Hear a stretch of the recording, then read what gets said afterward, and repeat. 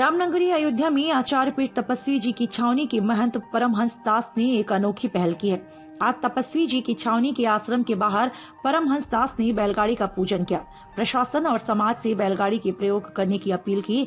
परमहंस दास ने कहा, बैलगाड़ी का पूजन करके केंद्र सरकार और राज्य सरकारों से मीडिया के माध्यम से आग्रह किया कि गौवंश की रक्षा हमारी संस्कृति का अभिन्न हिस्सा है। सतयुग, त्रेता, द्वापर और कलयुग में के 19वीं सदी के अंतिम तक खेती का एकमात्र साधन बैल हुआ करते थे। 1892 में ट्रैक्टर का आविष्कार हुआ जो भाप और गैस से चलता रहा। 1931 में डीजल इंजन का आविष्कार हुआ। तब से बैलों की उपेक्षा होने लगी, जिसका दुष्परिणाम पूरे विश्व को भुगतना पड़ रहा है। बढ़ता हुआ वायु प्रदूषण, ध्वनि प्रदूषण एवं बंजर होती जमीन ने रासायनिक खादों में प्रयोग से उत्पन्न होने वाले अन्न में बढ़ती हुई बीमारियां, गिरता हुआ लोगों का स्वास्थ्य। अब आवश्यक है कि जब अनाचारी, व्यभिचारी, दमनकारी, राक्षसी प्रवृत्ति के मुगलों का व लुटेरों, अंग्रेजों का तथा देश विरोधी पार्टियों का समय खत्म हो चुका है। वर्तमान में सत्ता राष्ट्रभक्तों के हाथ में है। अतः हमारी संस्कृति की जो मूलधार गौवंश, गंगा ऋषि, मनीषी, उसको पुनः प्रतिष्ठित करने की आवश्यकता है। इसके लिए बैलगाड़ी का पूजन करके 5 किलोमीटर के इर्द गिर्द लोगों को बैलगाड़ी से काम चलाने की अपील की गई।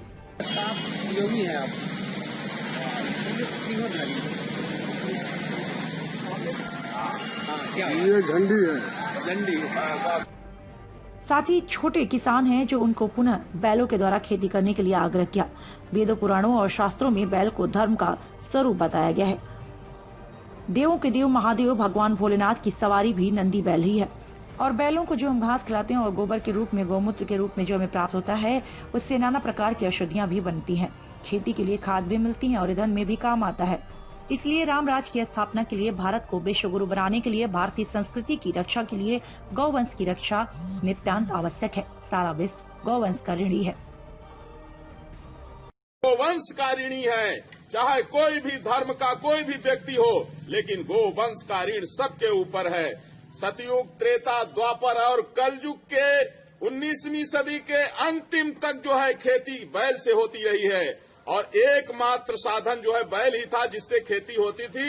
लेकिन जो इतने दिनों तक मानव मात्र को जीवित रखा, आज वह मरने के लिए मजबूर क्यों है? आज वह क्यों कसाई खाने में कट रहा है? आज बैल को लोग क्यों छोड़ दे रहे हैं? और इसका दुष्परिणाम सामने है कि वायु प्रदूषण और ध्वनि प्रदूषण चरम सीमा पर है और डीजल और पेट्रोल महंगे होते जा रहे हैं। इसलिए जो छोटे किसान हैं वो बैल से फिर खेती करें और बैलगाड़ी फिर से चालू की जाए। इसी उद्देश्य से आज बैलगाड़ी का मैंने पूजन किया। और बैलगाड़ी जो है, देखिए बैलगाड़ी ही एक ऐसी है, बैल को वेदों में कहा गया है वृषभो धर्म रूपिणः। ऋग्वेद में है कि धर्मो रक्षति रक्षिता, धर्म की रक्षा करोगे तभी देश की रक्षा होगी। और वो धर्म का स्वरूप बैल है और पूरा विश्व बैल का ऋणी है। तो मेरा मानना यह है कि बैल की रक्षा करने से मनुष्य की रक्षा होगी। और दूसरी बात है कि कोई भी राष्ट्र अपनी संस्कृति को खो करके बहुत दिनों तक वह जो है तो सुरक्षित नहीं रह सकता है। भारतीय संस्कृति गौ और गंगा से है, ऋषि मनीषियों से है। इसलिए भारतीय संस्कृति की रक्षा के लिए गोवंश की रक्षा नितांत आवश्यक है।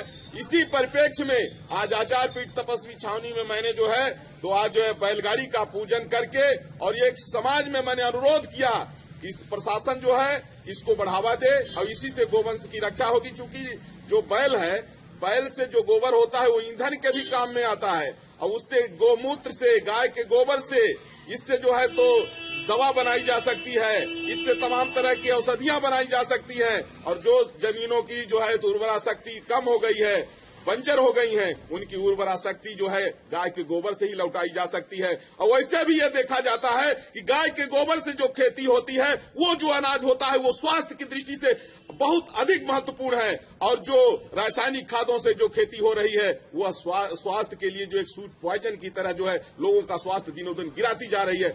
इस उद्देश्य से और पापी, अधर्मी, दुराचारी, बलात्कारी मुगलों के बाद में, लुटेरे जो है ब्रिटिश शासन के बाद में, और जातिवाद, परिवारवाद, नफरत की राजनीति करने वाली जो है कांग्रेस के बाद में जब सत्ता परम राष्ट्र भक्तों के हाथ में आई है तो आवश्यक हो गया है कि अपनी संस्कृति को पुनः प्रतिष्ठित किया जाए। इसी उद्देश्य से आज बैलगाड़ी का पूजन किया गया। 5 किलोमीटर की यात्रा और हर तरह के काम जो है बोझ ढोने का बैलगाड़ी से किया जा सकता है। इससे वायु प्रदूषण, ध्वनि प्रदूषण जो है तो खत्म होगा और स्वच्छ वातावरण बनेगा। साथ ही साथ में जो डीजल और पेट्रोल है इसकी महंगाई की जो है कम होगी, इसकी जरूरत ही नहीं पड़ेगी हमको। तो दूर यात्रा के लिए जितना रेलगाड़ी की जरूरत है उससे करोड़ गुना ज्यादा 5 किलोमीटर की यात्रा करने के लिए बैलगाड़ी की आवश्यकता है। इससे हमारे